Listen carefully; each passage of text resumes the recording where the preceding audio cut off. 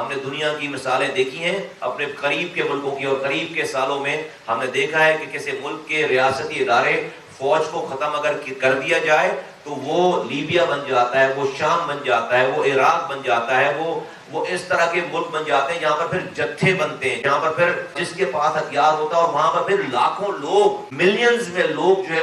وہ سلوٹر ہوتے ہیں، کیونکہ وہاں پر کوئی آرگنائز فوج نہیں ہوتی۔ تو پچھلے 3 سالوں سے تقریباً جب سے عمران خان صاحب کی حکومت گئی ہے، جب سے انہوں نے پاکستان کے اس ریاستی ادارے کو ڈائریکٹ ہٹ کرنا شروع کیا ہے، ان کو ٹارنش کرنے کی کوشش کی گئی ہے۔ 9 مئی کا واقعہ ہوا، سب کو پتا ہے ساری چیزیں، ہم نے آج تک اس پہ بہت زیادہ بات نہیں کی ہے، بلکہ بات ہی نہیں کی ہے۔ لیکن ابھی 15 تاریخ کا جو احتجاج ہے، ہم اس بات پر مجبور ہے کہ آج ہم لوگوں کے سامنے اپنی بات رکھیں کہ یہ کہیں سے بھی ملک کے مفاد میں نہیں ہے، یہ کہیں